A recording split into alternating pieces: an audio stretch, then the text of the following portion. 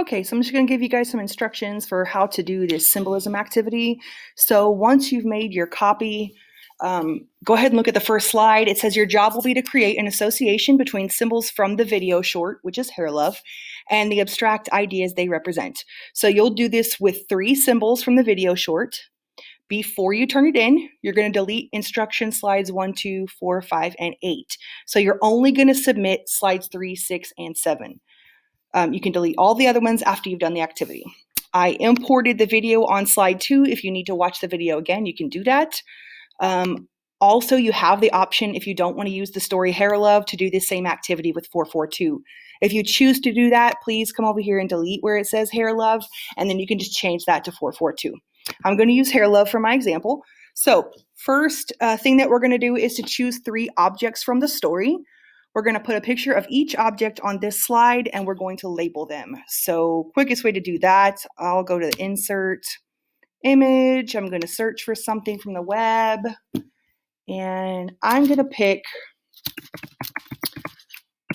some hair because I want to use hair for my symbol.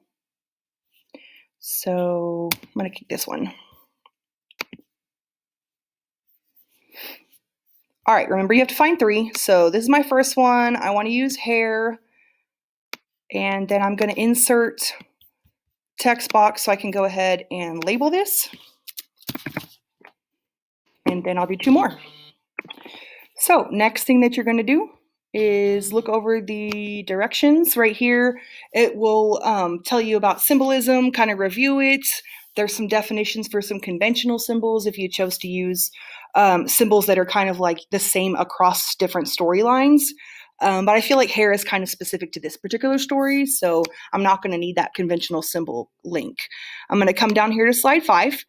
The directions next are to write 3 sentences for each of the 3 symbols. Each sentence is going to tell you how the characters feel or react to your object. Take a look at the example from The Outsiders. The object is Bob's rings. You will notice in each sentence it uses Bob's rings. We want how characters react to it, how characters feel about it. Johnny is afraid of Bob's rings. Johnny is marked or scarred by Bob's rings. And Bob uses Bob's rings to show power.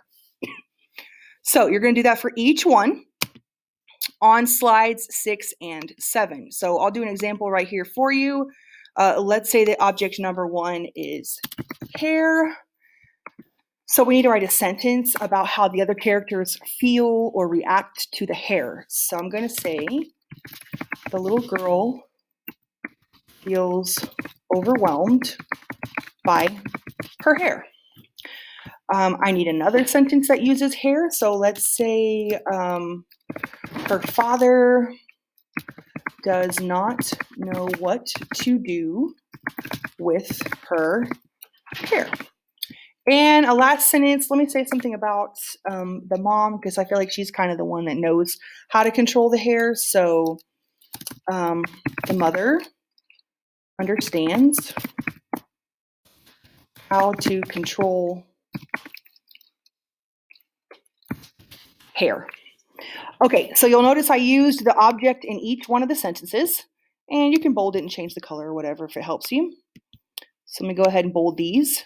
Make sure you use that object in each of the 3 sentences.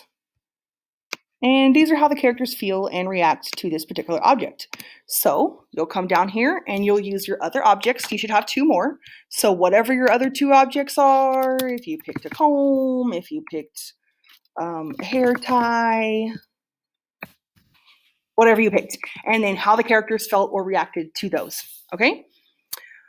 The last thing that you're going to do after you have all of your sentences completed, slide 8 says that you are going to go back and replace the object name in your sentences with an abstract idea. And this will show us how the character feels or reacts to that idea. So it has to make logical sense. Let's look at the example from The Outsiders. Our object was Bob's rings. Johnny is afraid of. What do Bob's rings represent? We have to come up with an idea, an abstract idea that Bob's rings represent. So let's see if violence makes sense in these, because violence could be what Bob's rings represent. So Johnny is afraid of, instead of Bob's rings, we've put violence. Johnny is marked or scarred by violence. Bob uses violence to show power. So all of these are explaining what the ring represents and what its really importance is in the storyline. And so by writing these sentences, you're really coming up with really some deep connections between the lesson and the object in the story. So you're going to come back after you've got all of your sentences written and you're going to figure out, okay, what does my object actually represent? And that's when you're going to go back and replace that idea and delete the actual object itself. So let's look at my example slide on 6. So if we're doing hair, what can hair represent?